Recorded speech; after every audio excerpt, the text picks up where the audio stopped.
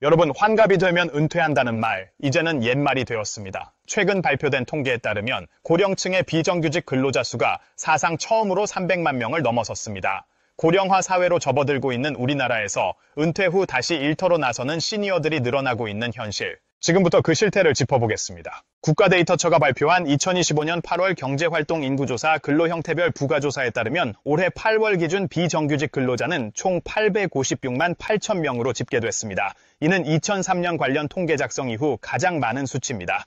같은 기간 정규직 근로자는 1384만 5천 명으로 전년 대비 16만 명 증가했지만 비정규직의 증가세도 결코 작지 않았습니다. 특히 주목할 점은 60세 이상 고령층의 비정규직 근로자가 304만 4천 명에 달해 처음으로 300만 명을 돌파했다는 사실입니다.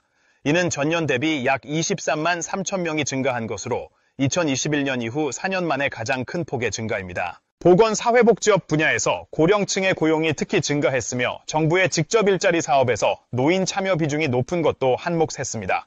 이들 대부분은 비정규직 형태로 고용되고 있는 실정입니다. 한편 정규직과 비정규직 간의 임금 격차도 역대 최대 수준으로 벌어졌습니다. 비정규직 근로자의 올해 6월부터 8월까지 월 평균 임금은 208만 8천 원인 반면 정규직은 389만 6천 원으로 조사됐습니다. 그 격차는 무려 180만 8천 원에 달합니다. 2004년 이후 이 격차는 지속적으로 확대되고 있으며 노동시장의 양극화가 심화되고 있는 상황입니다. 이러한 상황 속에서도 비정규직을 자발적으로 선택하는 근로자 비율은 늘고 있습니다. 전체 비정규직 중 자발적 선택 비율은 67.8%로 1년 전보다 1.2%포인트 증가했습니다.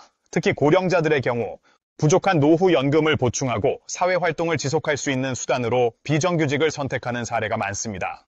실제로 비정규직 근로자의 절반 이상인 57.9%가 현재 근로 조건에 만족한다고 응답했습니다. 하지만 이 같은 비정규직 중심의 고용 증가가 긍정적인 신호만은 아닙니다. 청년층에서도 정규직 일자리를 찾기 어려워 비정규직을 선택하는 사례가 늘고 있기 때문입니다.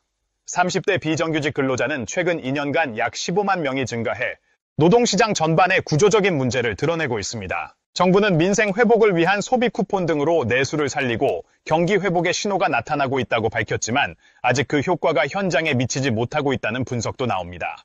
특히 비정규직과 고령층 위주로 일자리가 증가하는 현상은 경기 회복의 불균형을 시사하는 대목입니다. 요약하자면 우리 사회는 더 이상 60세 은퇴라는 공식이 통하지 않는 시대를 맞이하고 있습니다. 시니어들은 생계를 위해 또는 사회 참여를 위해 다시 일터로 향하고 있습니다. 그러나 이들이 대부분 비정규직에 머무르며 낮은 임금과 고용 불안을 감수해야 하는 현실은 우리가 풀어야 할 숙제입니다. 앞으로는 고령층의 삶의 질을 높일 수 있는 양질의 일자리 확대와 정규직, 비정규직 간의 격차를 줄이는 제도적 개선이 필요합니다. 오늘 영상이 도움이 되셨다면 구독과 좋아요, 알림 설정 부탁드립니다. 더 나은 사회를 위한 정보 뉴스앤뉴스에서 전해드리겠습니다. 감사합니다.